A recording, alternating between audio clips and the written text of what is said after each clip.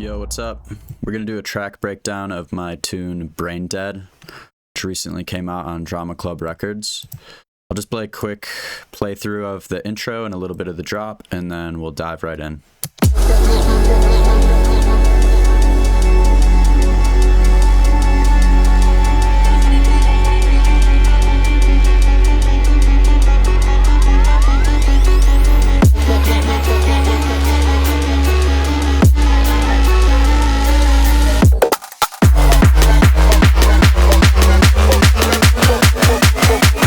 Clap me and tell the girl that clap me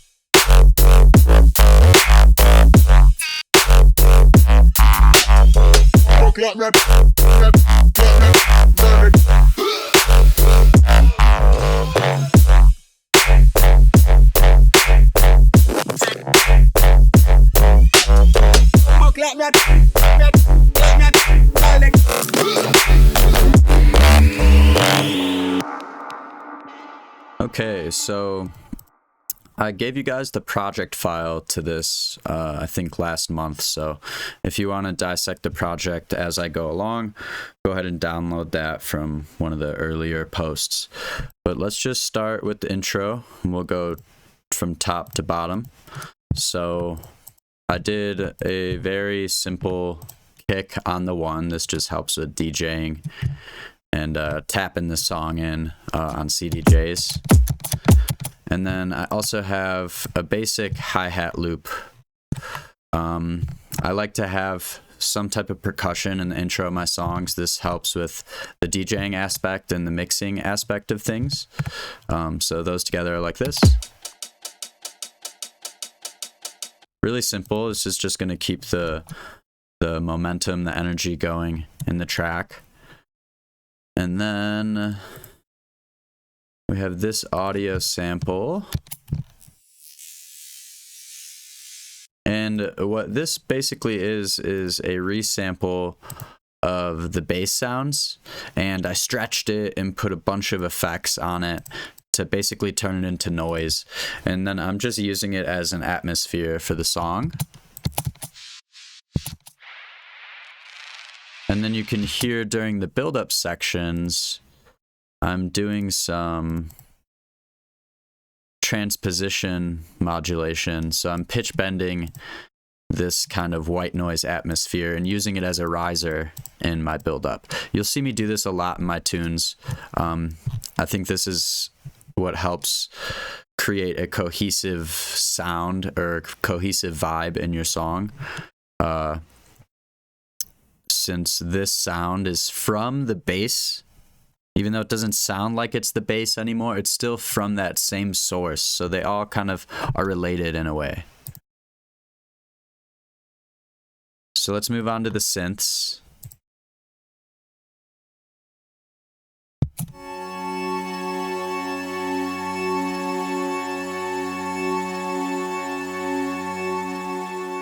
So we just have a big chord with a long release and some echo, and this is acting as a pad.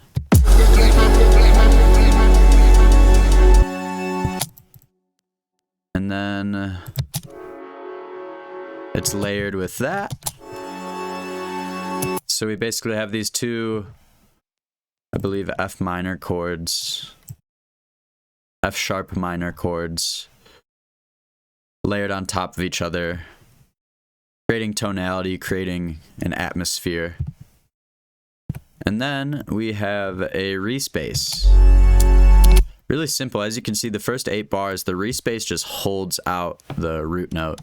And then it goes up 1, 2, 3, 7 semitones on the build-up, which is a perfect fifth, I believe. This just sounds good to the ear. And then we bring it back down to the 3.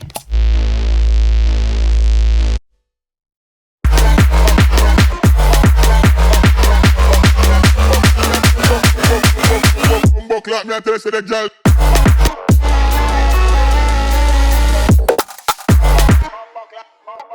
Yeah, so this respace is kind of holding this bass note, which is building tension, and then we kind of release the tension. well, not even releasing, we're actually adding more tension by going up to that perfect fifth.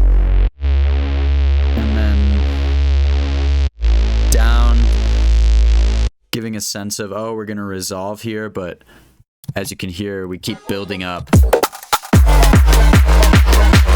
which is building intensity. So after the respace, and just to look at this in Serum, it's just a saw wave. One of my presets, you guys have access to all this stuff. Just a low pass sine wave with some detuning and effects going on. Really simple stuff. Slowly filtering that in as well. Slowly introducing elements.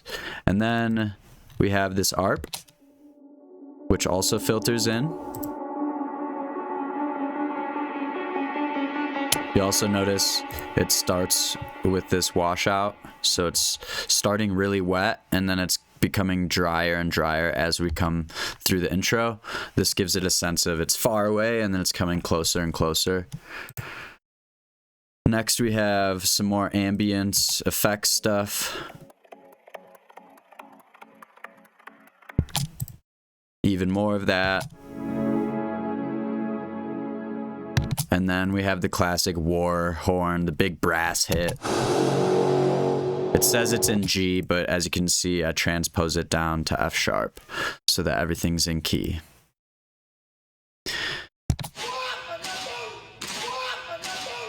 We have this vocal coming in during the build-up to build intensity. And then let's check out the effects. Really simple effects, just some pads, impacts, risers.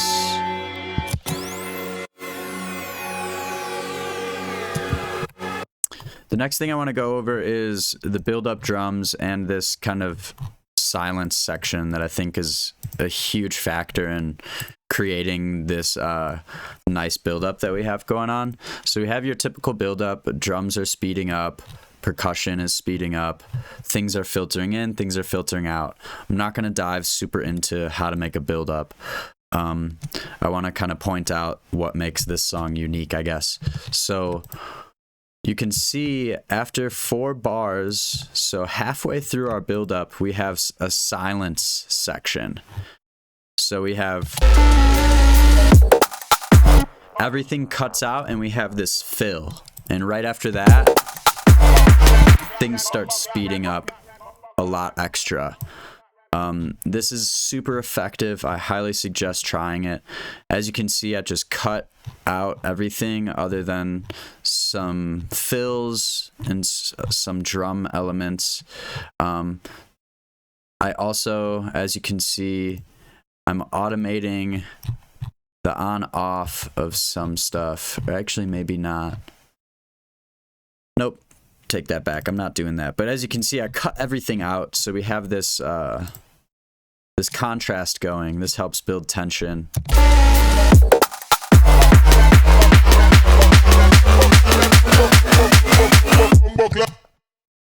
And then you can also see we're having we're introducing the vocal slowly throughout the entire song. You never want to just throw a random pre-drop vocal on your drop. Like, you want everything to be cohesive. So even if that means taking a super washed out version of the vocal and putting it in the intro, that's what you got to do. It'll sound good. And then in this case, I'm also filtering in and building up the vocal. So I'm using this frequency shifter to kind of have it start high pitched and slowly come down to the pitch that it is right before the drop. And then you could see in the intro, we have the same vocal washed out with a bunch of reverb and delay.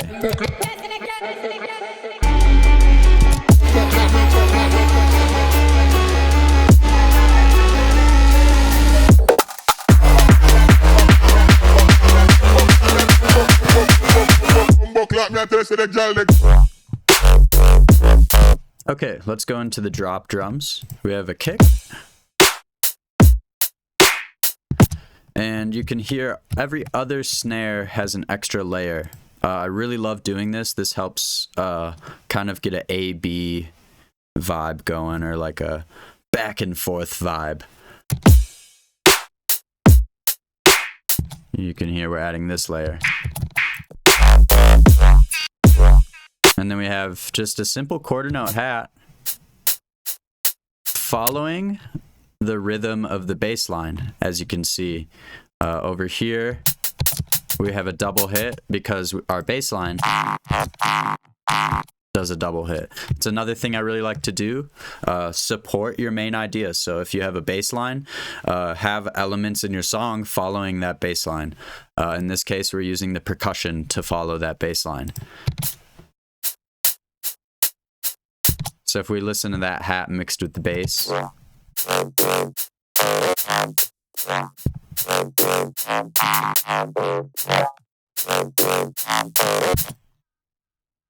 so super simple there. I'm also delaying them with this delay tab over here. Adds some nice swing to the hats. And then we have crashes on the one. We have some vocal fills. Another thing I like to do with vocals is like repeat a little chunk of them to get that like robotic loop kind of sound. And then I'm taking some fills at the end of every every 4 bars we have a fill going on. And those fills sound like this. Oh yeah, and another fun thing I did with the vocals is instead of just using a vocal as a fill, after you use it as a fill, you can continue it and use it as a chant. I find this very effective to keep the energy moving forward. So, really helps moving that forward. And then again, another vocal coming in. Lots of call and response going on. You hear that a lot in my videos as well. And then the second half of the drop, I just add this crash loop to just add more to the drums and keep momentum moving forward. Those little things will make a huge difference. So now let's go on to the basses. The basses are a basic operator square wave. So without the effects, it sounds like that. Really, this rack right here is doing a lot of the work. I don't know what this is. I must have made this.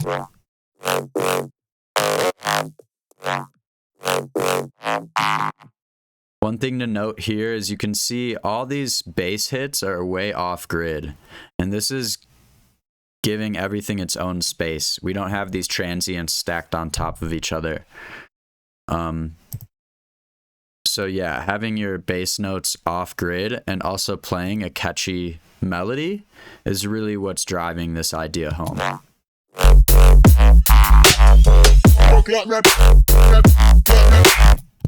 And then over here, we just have a variation of that same bass. And these fills are created by putting a bunch of processing on the bass that we already have and kind of destroying it. You guys have seen me do this before, so I'll take like Rift and Portal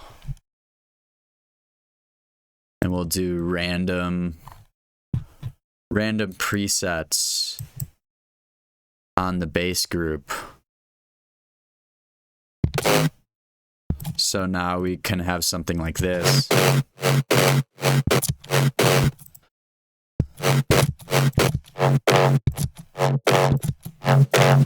So you're gonna get the best stuff by going to like chop and stutter or glitchy things. So let's do chop and stutter.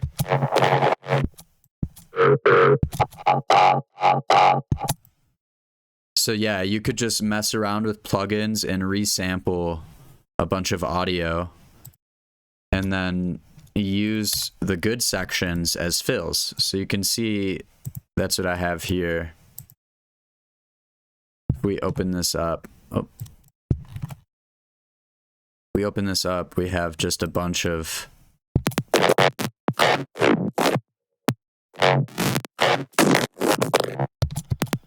just a bunch of fucked up glitchy versions of the main bass line. You're seeing a reoccurring theme here too, where all the elements, whether it's an atmosphere or a fill or a bass line, they're all being created from the same sources, so it helps create a cohesive sound. Okay, so that's the first drop and the intro. We'll go ahead and go over the second intro, and then that's it. The second drop is basically the same, and like I said, you guys have this project file, so you guys can go ahead and dive into it. So the second intro, we simply add chords. That's all we're doing here. I created this chord progression.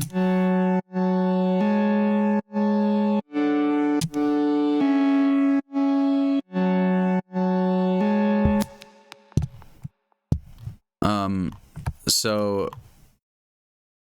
when we add those chords, and instead of having the respace just hold out the bass note, we're now going to have the respace follow those chords. So the chords along with the bass notes are like that.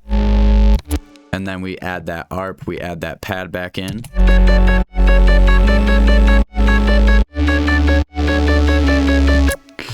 And then just some simple drums, just to keep the energy moving. Add this kind of extra breakdown section so it wasn't just a copy paste. And then we go back into the same buildup.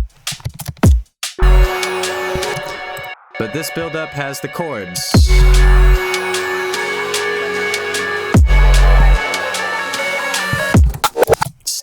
Still using that silence section before the build.